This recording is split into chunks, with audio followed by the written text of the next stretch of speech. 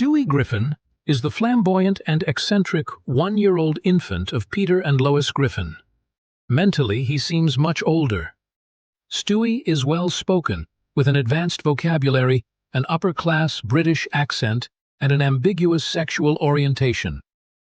He refers to Peter often as the Fat Man, and his mother by her given name, Lois. Seth MacFarlane has described him as an evil Rex Harrison.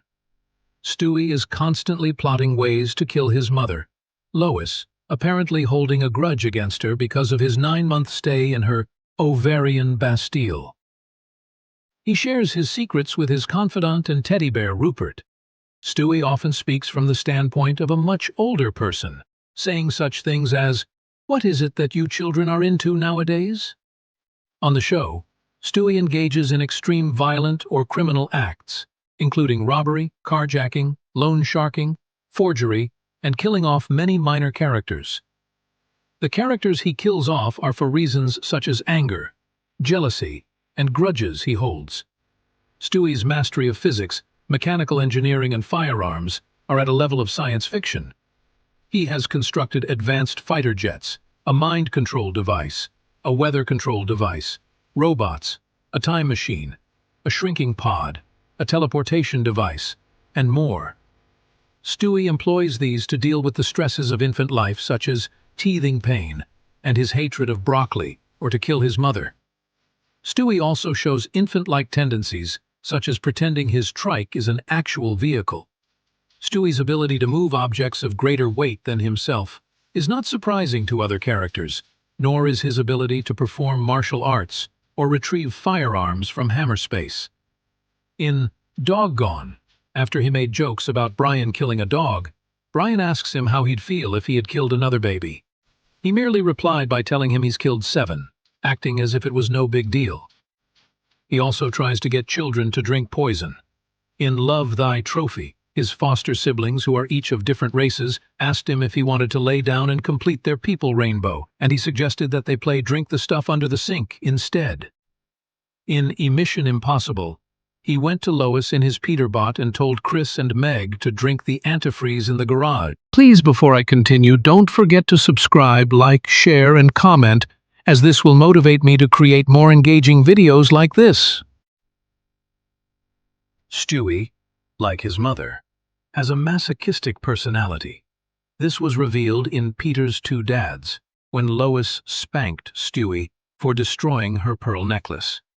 Stewie later confided to Rupert that he found that he enjoyed suffering from such pain, and unsuccessfully went out of his way to provoke Lois several times in the episode into spanking him again.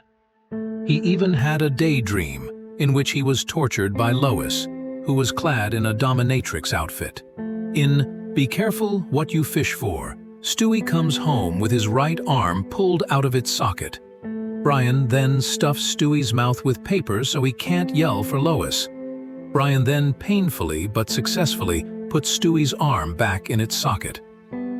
After the act, Stewie notes that he won't say if he liked it or not. In Friends of Peter G., shown in a vision given by Death, Peter enters the kitchen, drunk and angry, forcing his family to line up to get cigar burns. After Stewie is burned, he returns in a disguise, in hopes to get burned again. In Total Recall, he claims he plays choking games with Rupert. Early in the series, he was portrayed as being completely obsessed with world domination and killing Lois.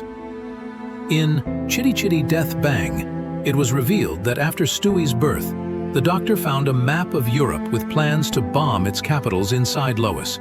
He still wants to kill Lois and take over the world.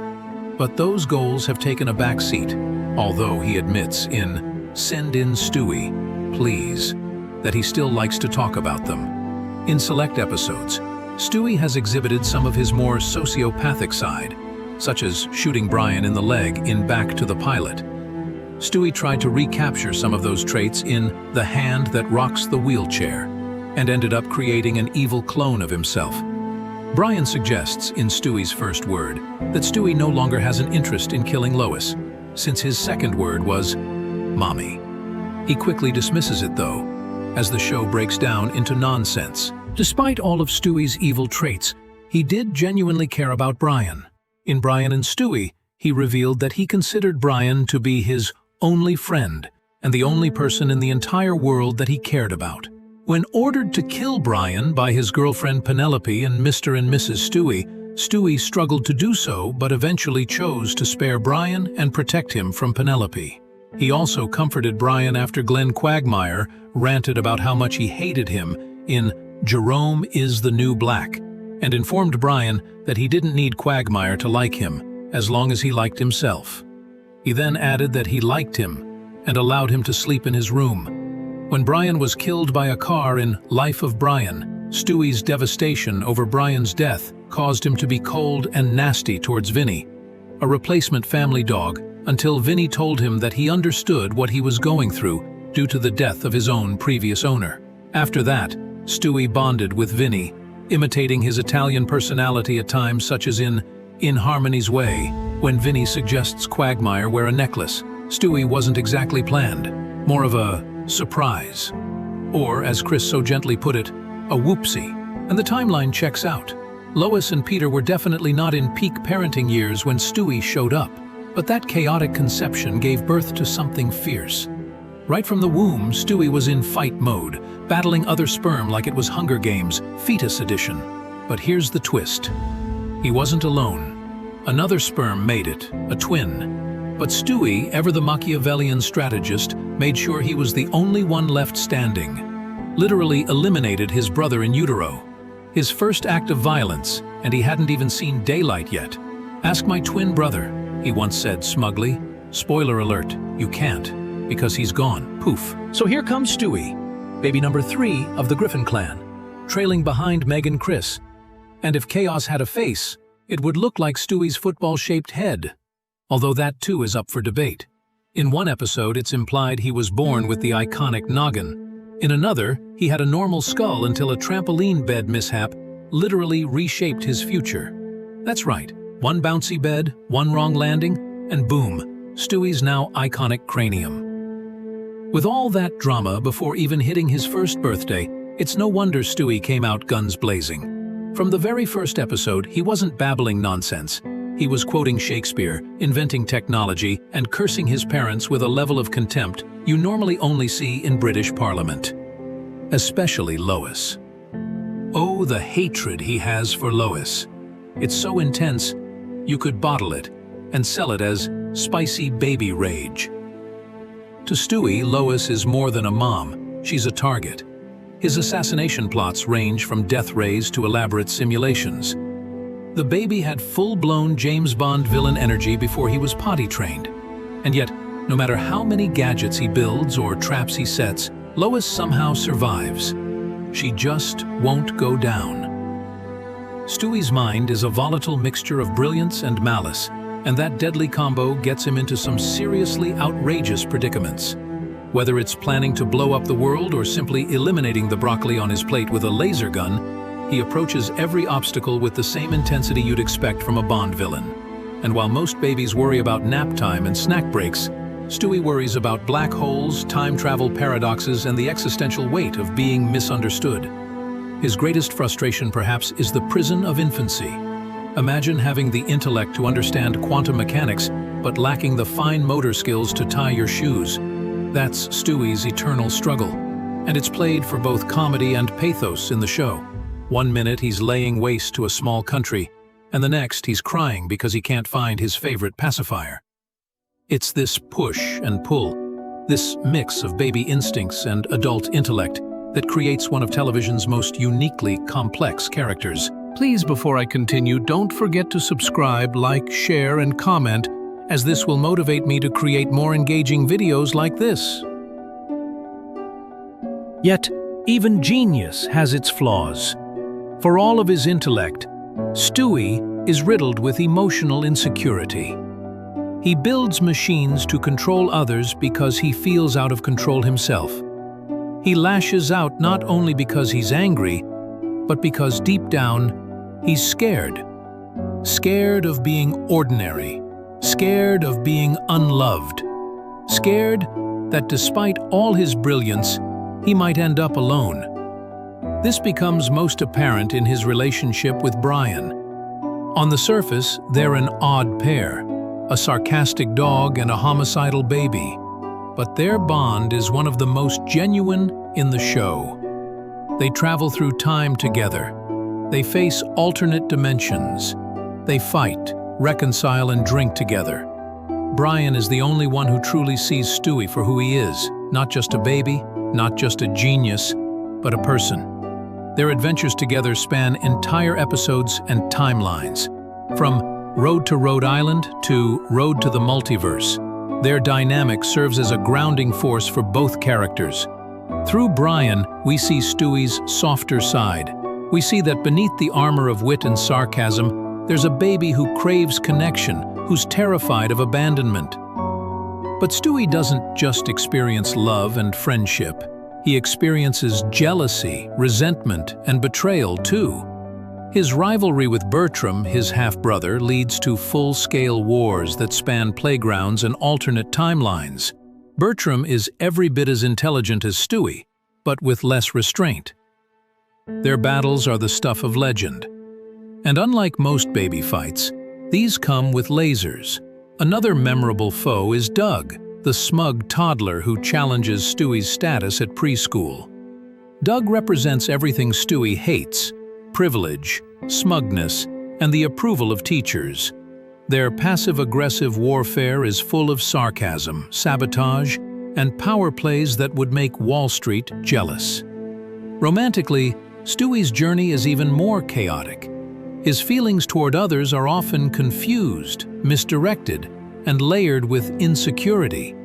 He pines for Olivia. He flirts with both boys and girls. He once dressed in drag and invented an entire backstory for his alter ego, Desiree, complete with fake relationships. There's no clear label that fits Stewie, and maybe that's the point. He's still figuring it out. He's still searching. One of the most poignant episodes explores this very search. During a therapy session, Stewie reveals that his British accent is a facade, a persona he created to distance himself from others and to feel special. For a moment, he speaks in his real voice. American, unaffected. It's raw, vulnerable, and deeply human. That moment is interrupted when the therapist suffers a heart attack.